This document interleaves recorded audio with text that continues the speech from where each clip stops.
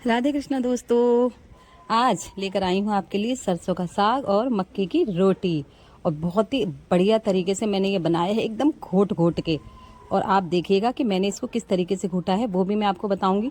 Step by step सारा process मैं आपको बताने वाली हूँ। और बिल्कुल गाँव के स्टाइल में आज मैं सरसों का साग बना रही हूँ। साथ ही मक्के की रोटी को मैंने 2 तरीके से आज यहाँ बताया है।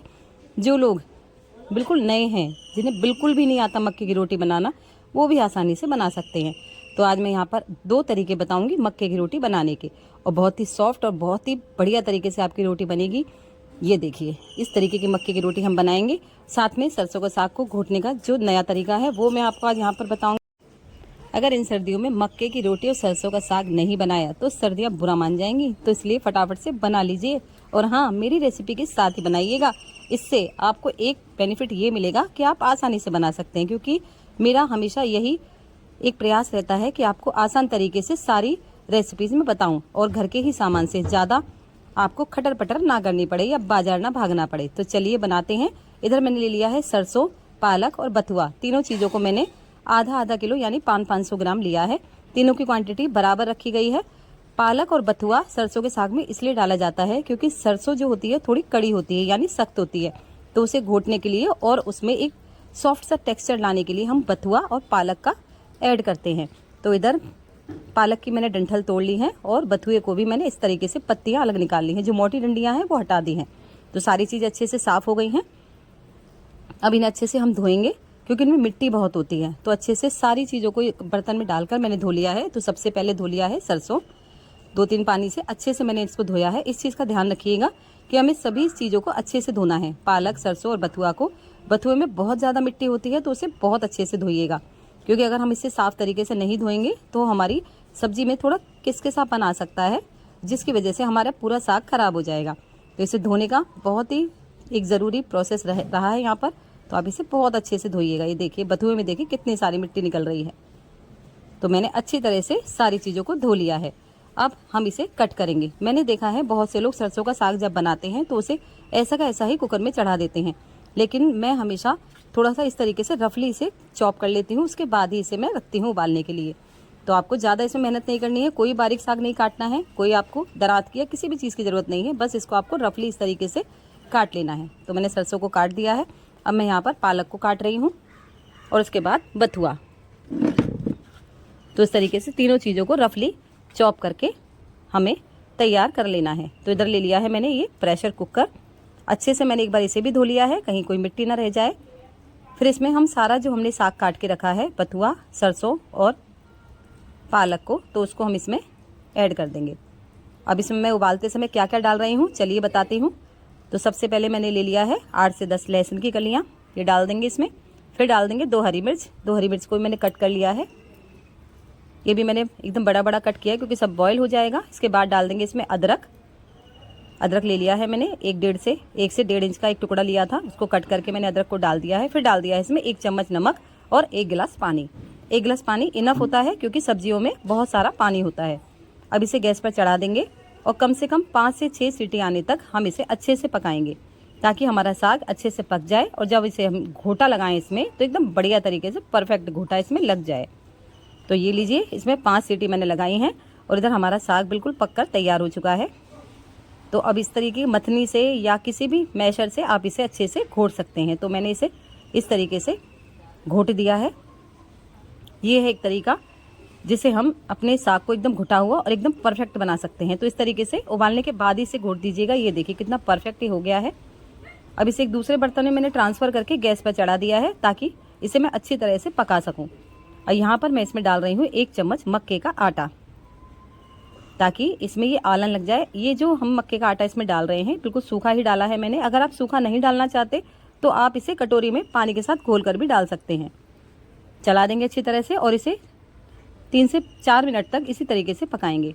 और ये लीजिए, हमारा साग हो गया है तैयार। एकदम बढ़िया सॉफ्ट वाला टेक्सचर इसमें आ गया है। कढ़ाई चढ़ा देंगे तड़के के लिए। उसमें डाल दिया है मैंने घी और बटर, दोनों चीज़ें ऐड कर रही हूँ। आप चाहे तो सिर्फ घी भी डाल सकते हैं।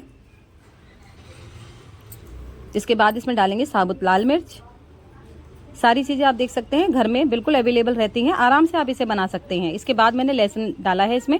लहसुन थोड़ा ज़्यादा लीजिएगा क्योंकि लहसुन का जो टेस्ट इसके अंदर आता है वो बहुत ही गजब का आता है, तो इसे लहसुन को थोड़ा सा ज़्यादा आप लीजिएगा। इसके बाद डाल दीजिए इसमें हरी मिर्च, चला देंगे अच्छी तरह से। जब लहसुन में अच्छी सी खुशबू आने लगे तब इसके बाद हम इसमें डालेंगे बारीक कटा हुआ प्याज। तो यहाँ पर मैंने 2 मीडियम साइज़ के प्याज को बारीक कट कर लिया है। आप चाहे तो उसे चॉपर में भी चॉप कर सकते हैं, थोड़ा बारीक बारीक रहेगा तो ज़्यादा अच्छा लगेगा क्योंकि जब साग के साथ वो मिक्स होगा तो बहुत अच्छे से उसमें घुल मिल जाएगा। इसके बाद मैंने ले लिया है 1 टमाटर, बड़े साइज़ का टमाटर था तो इसलिए मैंने 1 लिया है। इसके बाद डाल देंगे इसमें नमक, चला देंगे अच्छी तरह से। और यहाँ पर मैं डाल रही हूँ कश्मीरी लाल मिर्च। तो कश्मीरी लाल मिर्च सिर्फ कलर देती है, इसमें तीखापन बिल्कुल भी नहीं होता। तो ये डाल रही हूँ सिर्फ एक रेस्टोरेंट जैसे टेक्सचर के लिए, बिल्कुल रेस्टोरेंट जैसा ये साग बनकर तैयार होगा। ये लीजिए। इसके बाद डाल दिया मैंने इसमें साग जो हमने घोट कर तैयार करके रखा था, और हमारा तड़का तैयार है और हमारा ये सरसों का साग हो गया है बिल्कुल रेडी। इसके बाद इसे थोड़ी देर इसी तरीके से पकाएंगे गैस पर, फिर गैस का फ्लेम ऑफ करके एक साइड में रख देंगे। तो ये लीजिए, मैं इसे निकाल रही हूँ अभी। तो आप देख सकते हैं इसका टेक्सचर और इसका फ्लेवर बहुत बढ़िया इस तरीके से आता है। आप ज़रूर से इसी तरीके से बनाइएगा, स्टेप बाय स्टेप सारी इस मैंने जो ट्रिक्स आपको बताई उन्हें फॉलो करते हुए बनाइएगा। अब ले लेते हैं इस तरह की एक कटोरी और एक चौड़ा बर्तन, इसे चढ़ा दिया है मैंने गैस पर। गैस अभी जलाई नहीं है तो गैस को जलाकर इसमें रखेंगे 1 कटोरी पानी। ये जो कटोरी मैंने दिखाई है इसी कटोरी से मैंने पानी डाला है 1 कटोरी। फिर डाल देंगे इसमें नमक और थोड़ा सा घी। जब पानी अच्छे से गर्म हो जाए तब उसी कटोरी से हम लेंगे 1 कटोरी मक्के का आटा। ये मेजरमेंट बिल्कुल परफेक्ट है, इसी तरीके से आप बनाइएगा, आपकी मक्के की रोटियां एकदम परफेक्ट बनेंगी। एक जिस बर्तन से आप पानी ऐड कर रहे हैं उसी बर्तन से आप बिल्कुल आटा लेकर उसमें डाल दीजिएगा और इस तरीके से चलाते हुए इसे थोड़ी देर के लिए ढक देंगे। अब इसे एक थाली में निकाल लेंगे और थोड़ा जब ठंडा हो जाए, जब आप इसे हाथ से छू सकें तो आप इसे मथना शुरू करेंगे, अच्छी तरह से गूंदेंगे, तभी इसकी रोटियां एकदम परफेक्ट आएंगी और बिल्कुल क्रैक फ्री। एक भी रोटी आपकी क्रैक नहीं करेगी, एकदम बढ़िया तरीके से सॉफ्ट रोटियां आपकी बनेंगी। और ये लीजिए, हमारा मक्के का आटा हो गया है तैयार। मुझे थोड़ा सा ही हल्का पतला लगा तो मैंने इसमें थोड़ा सा सूखा डाल लिया है मक्के का आटा। और ये लीजिए, हमारा ये मक्के का आटा तैयार है। तो चलिए अब मैं आपको बताती हूँ वो तरीका जिससे आप अपनी मक्के की रोटियों को एकदम परफेक्ट बना सकते हैं। अगर आप पहली बार भी मक्के की रोटी बना रहे हैं ना तो आपकी रोटी एकदम परफेक्ट बनेगी। ये देखिए आटा कितना सॉफ्ट हो गया है। इसी तरीके से आप आटा लगाइएगा मक्के का। तो तवा मैंने गैस पर गर्म करने के लिए रख दिया है। अब ले लेंगे इस तरीके की ट्रांसपेरेंट थैली, बिल्कुल साफ थैली ली है मैंने। इस तरीके की थैलियाँ हर घर में मिल जाती हैं आसानी से। तो एक पेड़ा इस तरीके से निकाल लेंगे हम, जितनी बड़ी हमें रोटी चाहिए उस तरीके से निकाल लेंगे, थोड़ा हाथों से मस लेंगे और थैली के ऊपर रख के इस तरीके से एक भारी चीज़ से उसे दबा देंगे। तो मैं यहाँ पर चकले से दबा रही हूँ और ये लीजिए, हमारी परफेक्ट रोटी एकदम गोल शेप में क्रैक फ्री बनकर रेडी हो गई है। तो आप देख सकते हैं कितनी परफेक्ट हमारी मक्के की रोटी बनी है।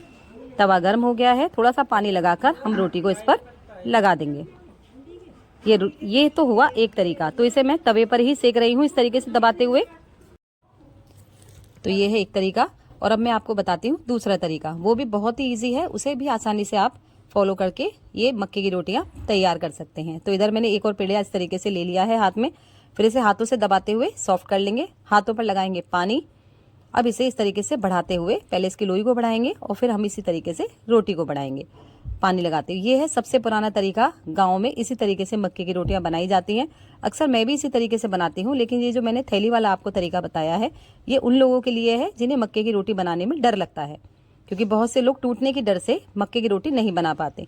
लेकिन ये जो तरीका थैली वाला मैंने बताया है ये बिल्कुल ईजी है, आसानी से बना सकता है हर कोई।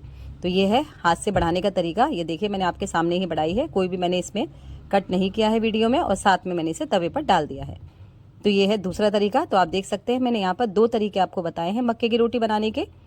बहुत ही आसान तरीके से आप बनाकर खिला सकते हैं और आप बिल्कुल भी मत डरिएगा, आपकी रोटी एकदम परफेक्ट बनेगी, एकदम क्रैक फ्री सॉफ्ट रोटी। और सच में ये सरसों का साग इतना टेस्टी बना था कि सबने घर में खूब मज़े से खाया, बहुत ही मज़ा आया सही में। और इसे हम सेकेंगे गैस पर। तो गैस को एकदम सिम कर लेंगे, तब धीमी धीमी आंच पर इसे हमें सेकना है, वरना इसकी किनारियाँ जल जाएंगी। तो इस तरीके से उठाते हुए धीरे धीरे हम इसे सेकेंगे। तो देखा आपने, मैंने यहाँ पर आपको 2 तरीके बता दिए हैं मक्के की रोटी बनाने के। तो इधर हमारा सरसों का साग भी तैयार है, मक्के की रोटी भी तैयार है। तो अब प्लेटिंग कर लेते हैं। इसके ऊपर मैंने लगा दिया है बटर, आप चाहें तो घी का भी इस्तेमाल कर सकते हैं। मैं यहाँ पर बटर लगा रही हूँ। ये देखिए, ये है थैली से बढ़ाई गई रोटी और ये है हाथ से बढ़ाई गई रोटी। आप देख सकते हैं ये पुराना तरीका है और ये है बिल्कुल नया तरीका। कोई फ़र्क नहीं है दोनों रोटियों में। ये तवे पर सेकी गई है और ये सेकी है मैंने डायरेक्ट आंच पर, पुराने तरीके के हिसाब से। अब इसमें डाल दिया है मैंने बटर और ये लग गई है हमारी प्लेट। कैसी लग रही है प्लेट आपको? मुंह में पानी आ रहा है ना? जब हम छोटे थे तो बचपन में बोला करते थे, मक्के की रोटी सरसों का साग खा ले बेटा बड़ा स्वाद। तो सच में बहुत स्वाद आया खाकर, बहुत मज़ा आया। तो आप भी इन सर्दियों में फटाफट से बना लीजिए सरसों का साग, बहुत ईजी है। और साथ में रोटियां बनाइए मक्के की, साथ में ये हेल्दी भी बहुत होता है। तो ये आ गई है हमारी प्लेट तैयार होकर, और आप भी इसे बनाइए, खाइए, फिर मुझे कमेंट करके बताइएगा आपको कैसी लगी। हाँ, हाइप पर जरूर क्लिक कीजिए जब भी आप मेरा वीडियो देखें, पूरा देखिए, रिक्वेस्ट है आपसे। और अगर अभी तक आपने मेरे चैनल को सब्सक्राइब नहीं किया तो प्लीज़ सब्सक्राइब कर लें। कैसी लगती हैं आपको मेरी वीडियोस मुझे बताइएगा। रेसिपीज़ बहुत ही ईजी तरीके से बताती हूँ मैं। फिर मिलते हैं एक नई रेसिपी के साथ। Thank you for watching.